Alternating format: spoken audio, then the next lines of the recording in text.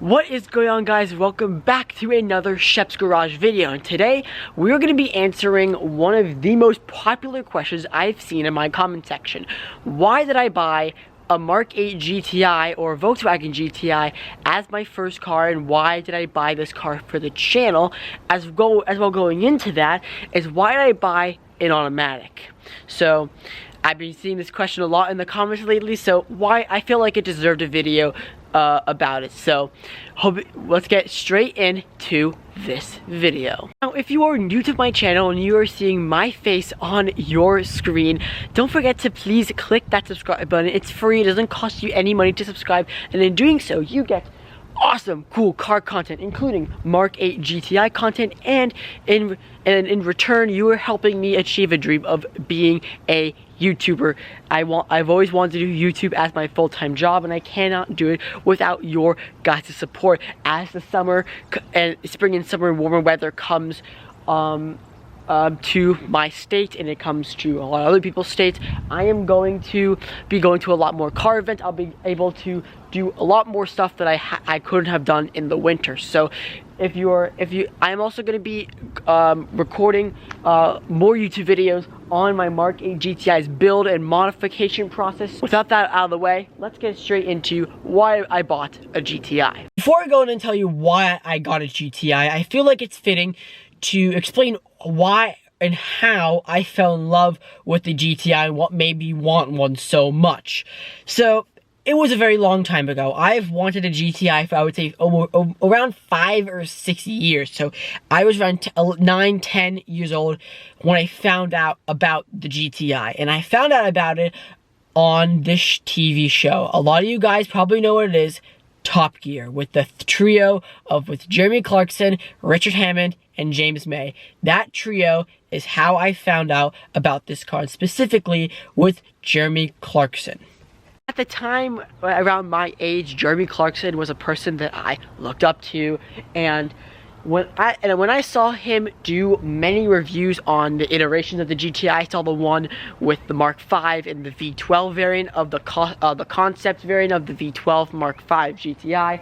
I saw the Mark 6, and I saw the Mark 7 when he did the comparison between the BMW 1 Series. And he hasn't yet done a Mark 8. I don't think they will ever do a Mark 8 GTI review on Top Gear, since Top Gear at this point is just falling apart, unfortunately. Many times in the past, as I was watching those videos and in those shows, I have seen him rave about how good the Volkswagen GTI is. And as I watched them, I kind of just saw myself being in one of these cars one day, and how he said they were great cars for the money. There's nothing better for the money, for the price, for the type of car than a GTI. Even in the Grand Tour, when he compared the GTI versus the i3, somehow I saw myself in a GTI at some point in my future. And from then on, I always wanted a GTI as my first car. So that's how I fell in love with the GTI. Now, when I was looking to buy my first car, or look at buying my first car, I had started looking at all these other options just to compare, because I didn't fully know that, since this is a really big decision, I didn't know if the GTI was super right for me. And at the time, and to be honest with you guys, I never planned on buying a Mark 8 GTI. This was totally sort of a last minute thing. I was looking at buying at the time, which was maybe about, I would say, 5, 6, 7 months ago. I'll explain all the other options later in this video, but what I was planning on buying was a Mark 7 or a Mark 7.5. Maybe, since there weren't a lot of new ones out, lightly used, certified pre-owned, one of those two. And to show you I was a diehard for this car, I made myself a savings jar. Let me get a focus on this. I glued a Hot Wheel to a Dave & Buster's mason jar, and I put my first car savings jar. It was really such a joke at the time, but when I really started going in and saving money for this car a while ago, I made this to motivate me.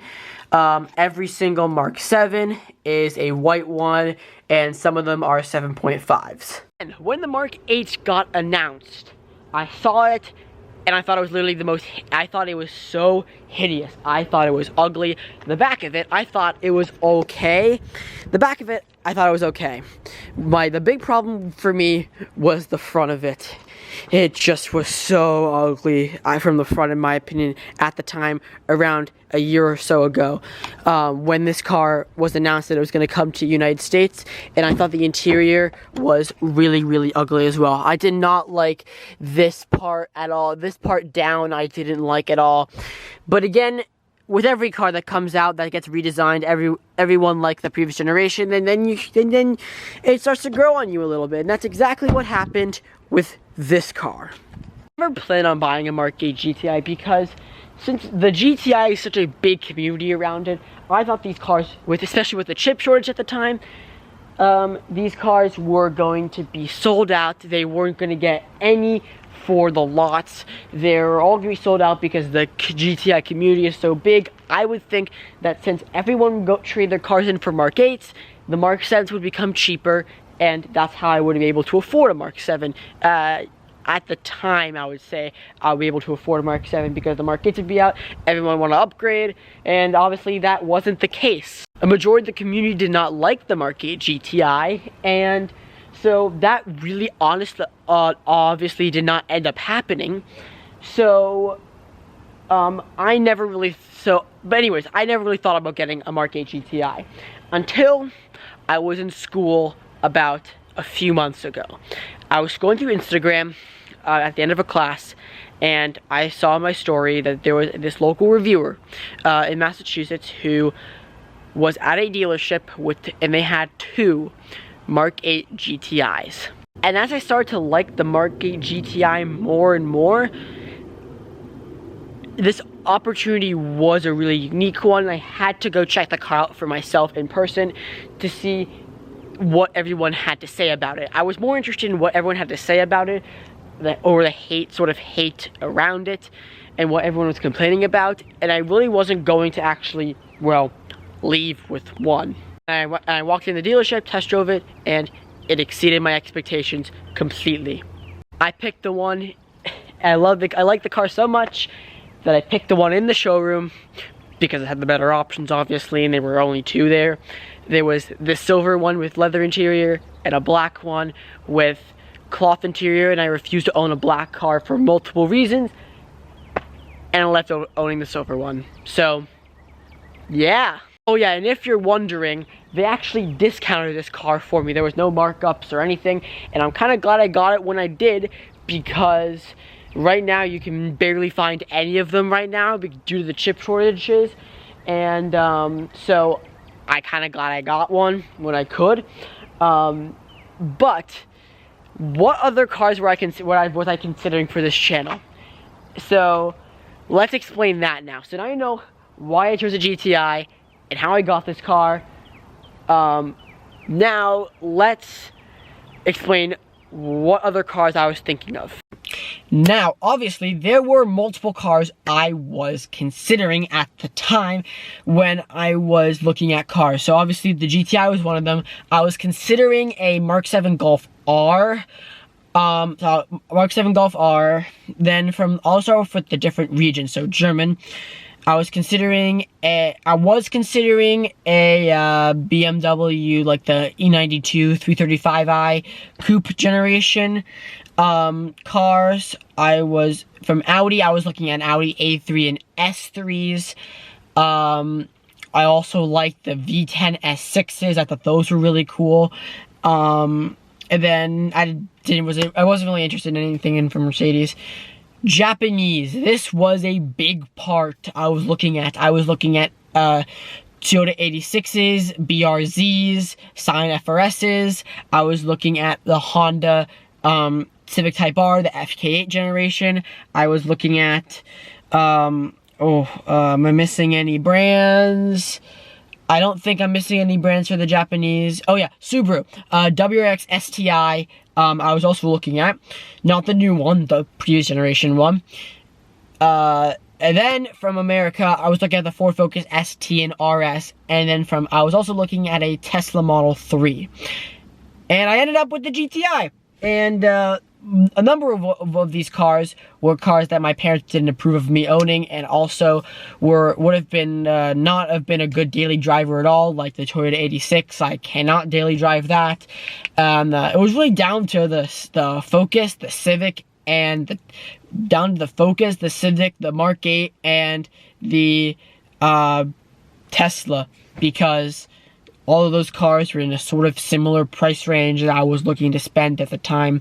So, that is why I chose a GTI. I never planned on being a Mark 8, but I'm very happy with my decision. I'm mainly going to keep this car for a very long time on this channel until this channel blows up, and then I'll move into something else at the time. So, that is why, that is how, and that is how I bought, or whatever you want to call it. That is why I got a Mark 8 GTI as my first car for the channel. And oh yeah, why did I get a DSG? So unfortunately, I would have preferred a manual. As all you guys know, save the manuals.